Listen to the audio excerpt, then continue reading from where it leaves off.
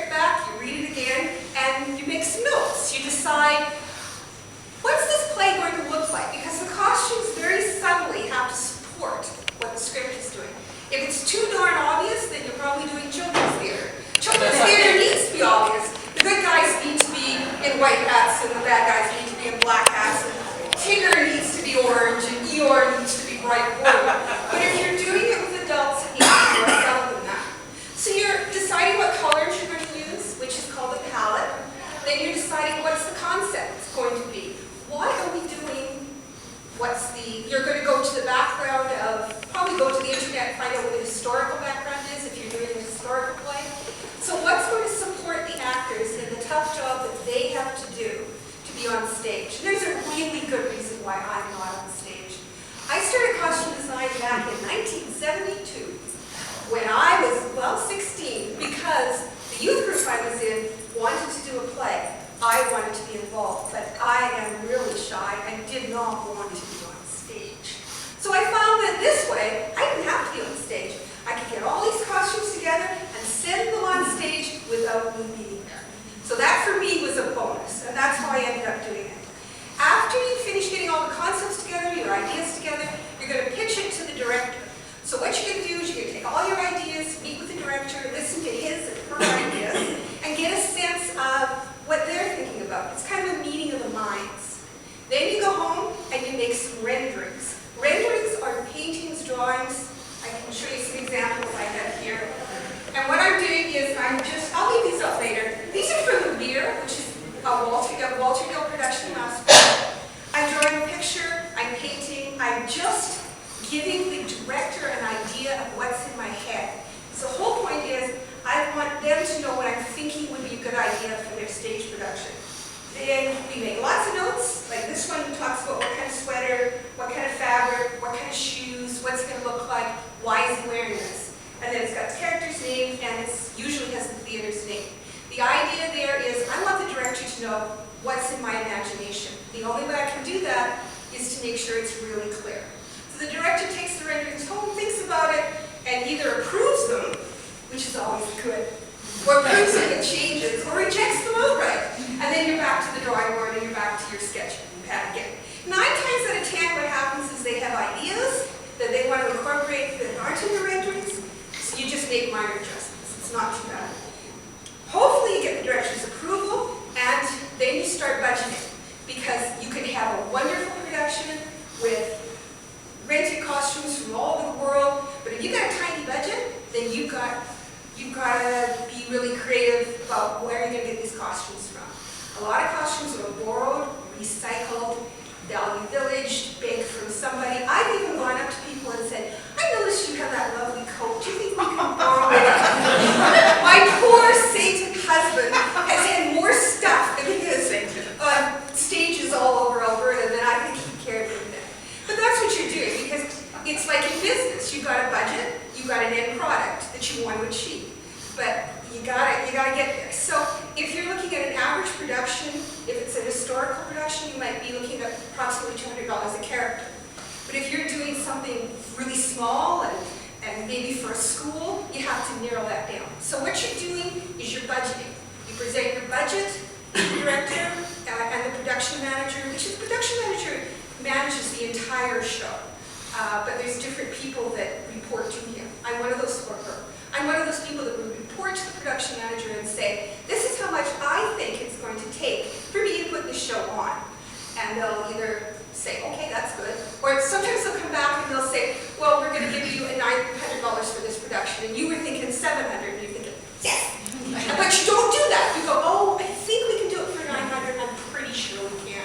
Because the idea is, in costume design, the idea is always come in on time and under budget. That's the big thing, especially on time. You don't want to stress people out. So then you meet with the actors for the first time. You take the measurements. Measurements are very, very, very, very sensitive. So you have to be really careful that you're doing it privately. You never, ever, ever say a costume is too small for an actor. You always say that it just needs to be adjusted. Adjusting can mean anything. But people are sensitive. And, think about the tough job that actors have to do. They got to go on stage and become somebody else. I really admire them. I can't do it myself.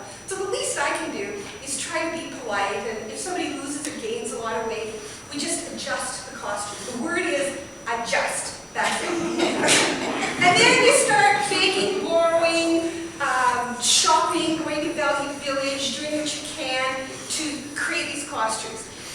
I always take the work period that I have and you subtract the last week. You pretend that doesn't exist, so that what you're doing is you're taking a week away for emergencies. If everything goes okay, then all the costumes will be ready a week before opening night. But everything doesn't go okay, then you have that extra week that you can use to solve problems. So you take the week away. And then, when you finish that, there's some things you've got to start right away, and those are builds. In the theater, you don't sew costumes, you build the costumes. So all the costumes that I brought today are built. They've all been done like from the beginning, so you have to buy the fabric and go through. This one is from Horizon Stage, and that would have been built for the actors. So they're all built, but it just depends on the situation. And you're trying to do it as inexpensively as possible. Then you get all the costumes together, you bring them in for first fittings. It's really hard for actors the first time to get the costume, because the costume is part of them. It's really helping to show the characterization. So you gotta be really sensitive, especially, it's okay if you bring a costume in and it's too big, that's okay, but you have to be really careful it's not too small, so you don't want to offend anybody. And then you do the adjustments, you get yourself ready, you're all set to go, and then the next thing is a costume plot. You gotta take every actor needs to know in what scene, in what act, what he's supposed to be wearing. Everything. Right down to, in cases of historical costuming, sometimes even their undergarments, their shoes, everything. So it's a great power trip. You get to tell everybody what to wear, right from the beginning to the middle of the end. But you're also looking at quick changes. A quick change for an adult is anything that takes less than 3 minutes to change from the costume you're wearing now to a different costume.